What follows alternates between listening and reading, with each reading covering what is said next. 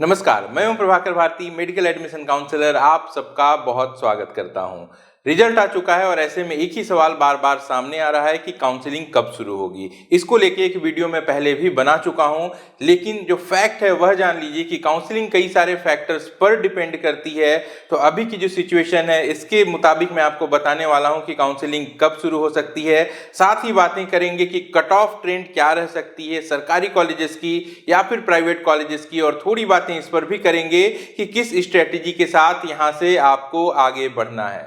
सबसे पहले बात कर लें सरकारी कॉलेजेस की, तो जैसा कि एक बेंचमार्क सा बन चुका है कि कम से कम 600 नंबर की जरूरत है अभी सरकारी कॉलेजेस में अगर सीट लेनी हो ऑल इंडिया कोटे में या फिर जितने भी मेजर स्टेट्स हैं जहां मेरिट हाई होती है वहां पे। तो इस हिसाब से अगर 2021 के रिजल्ट से हम कंपेयर करते हैं तो पाते हैं कि 2022 के रिजल्ट में 600 नंबर पे 2200 रैंक का अंतर है। अगर इसको हम उलट दें और अगर स्कोर के हिसाब से डिफरेंस की बात करें तो 3 से 4 नंबर का यहाँ पे नुकसान होता हुआ दिखाई दे रहा है। 2022 की सिचुएशन अलग है, कई सारे नए कॉलेजेस आने वाले हैं।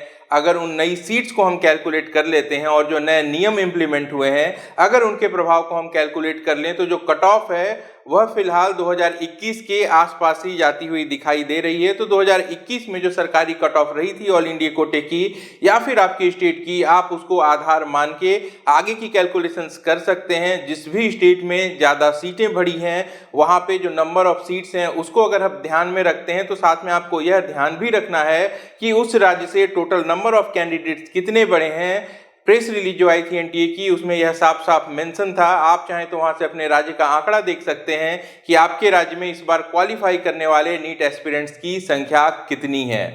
आप सब संभवतः जानते होंगे कि सरकारी कॉलेज के लिए अगर आपको प्रयास करना है तो आपके पास दो ही विकल्प होते हैं। एमसीसी से आप सेंट्रल काउंसलिंग करते हैं जहां पे ऑल इंडिया कोटा और सेंट्रल की जो सीट्स होती हैं वो मिलती हैं, और इसके बाद जो आपका होम स्टेट होता है वहां पे 85% जो सीट्स होती हैं गवर्नमेंट की बाकी बची हुई उसके लिए आप काउंसलिंग में भाग लेते हैं। किसी दूसरे राज्य की गवर्नमेंट सीट के लिए आप स्टेट काउंसलिंग में भाग नहीं ले सकते, या फिर किसी दूसरे राज्य में अगर सेमी गवर्नमेंट की सीट्स हैं तो उस पर भी आप अप्लाई नहीं कर सकते हैं। तो इस नियम को ध्यान में रखते हुए अपने स्कोर के मुताबिक आप आगे की प्लानिंग कर सकते हैं।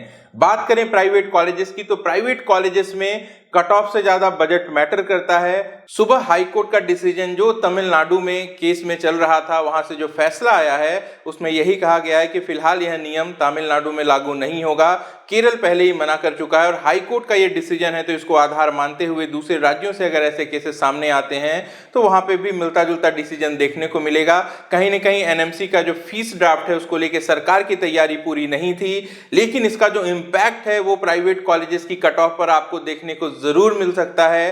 कट ऑफ यहाँ पे हायर साइड में रह सकती हैं। हायर साइड में रहने की एक और वजह है कि लास्ट ईयर के कंपैरिजन में काफी ज्यादा कैंडिडेट क्वालिफाई हुए हैं।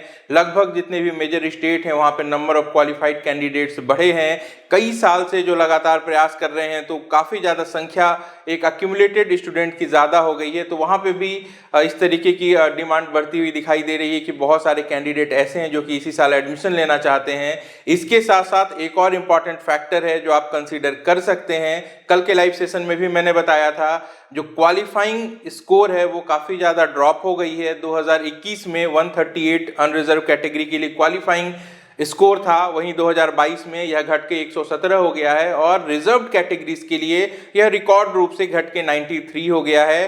तो अगर 2022 की ही बात कर लें कि 117 से 93 स्कोर के बीच कितने कैंडिडेट हैं तो तकरीबन 1 लाख कैंडिडेट यहाँ पर हैं। अब इनमें से कुछ बच्चों की हाई पेइंग कैपेसिटी हुई तो आप अंदाजा लगा सकते हैं कर्नाटक में जहां की अदर कोटे की सीट खाली रह जाती है तो नेगोशिएट होती है, वहां पे 500 तो सीटें भी नहीं हुए, और अगर 500 बच्चे 1 लाख में से ऐसे निकल गए जिनकी हाई पेइंग कैपेसिटी है तो ये बजट पे भी कहीं ना कहीं असर जरूर डालेंगे।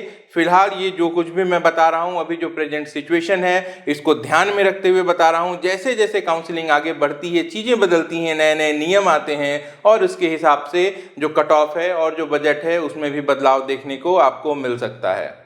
आप में से ऐसे कैंडिडेट जो कि प्राइवेट कॉलेजेस की तैयारी कर रहे हैं उनके लिए कुछ जरूरी टिप्स बता देता हूं।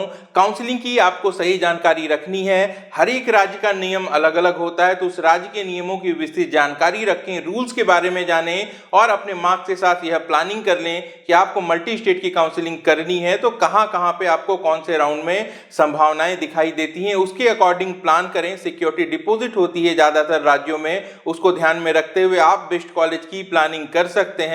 कॉलेजेस पे प्रॉपर रिसर्च कर लें, कहीं हिडन फीस तो नहीं है, टोटल बजट कितना है, बैंक गारंटी तो नहीं है।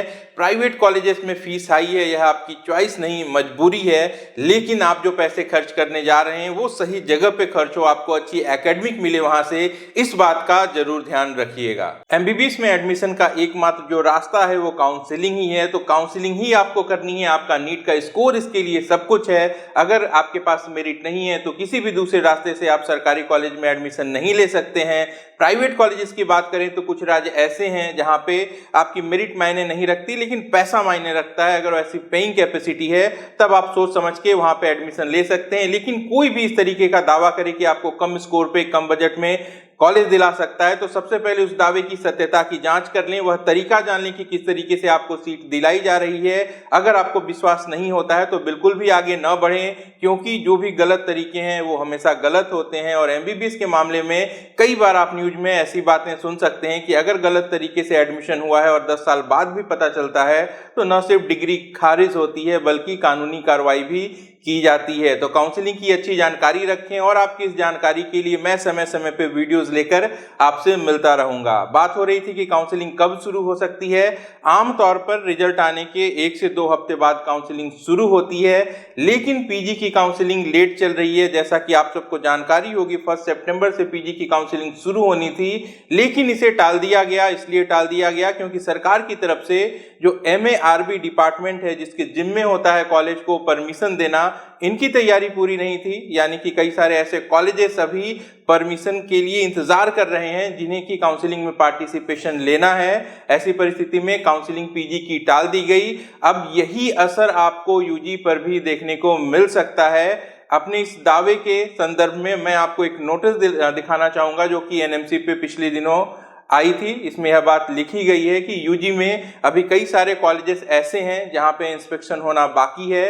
वो चाहे तो सॉन एफिडेविट के बेसिस पे अभी रिन्यूअल के लिए अप्लाई कर सकते हैं। तो कम से कम 15-20 दिन का और समय यहाँ पे एमएआरबी को लगने वाला है। तो यह एक नोटेबल पॉइंट है, इसी वजह से पीजी की काउंसलिंग डिले हुई। अब पीजी की काउंसलिंग 15 सितंबर से शुरू होनी है। ऐसे में अगर 7 सितंबर हम रिजल्ट का डेट माने तो इस हिसाब से जो काउंसलिंग है इसके शुरुआत का जो समय मुझे प्रतीत हो रहा है वह सितंबर के अंतिम हफ्ते में या फिर अक्टूबर के पहले हफ्ते में हो सकता है। एक और प्रूफ आपको दिखाता हूं। हमारे एक जागरूक सब्सक्राइबर हैं प्रज्वल उपाध्याय, इन्होंने हेल्थ एंड फैमिली वेलफेयर की वेबसाइट पे जाके ग्रीवांसेस पोर्टल में यह सवाल पूछा था कि 7 सितंबर को अगर रिजल्ट आ जाता है तो काउंसलिंग कब से शुरू हो सकती है। तो वहां पे सरकार के मंत्रालय के तरफ से 5 सितंबर को जो उत्तर मिला है वो आप देख लें। यहाँ पे सरकार की तरफ से यह बात लिखी गई है कि काउंसलिंग संभवतः अर्ली अक्टूबर में शुरू हो सकती है।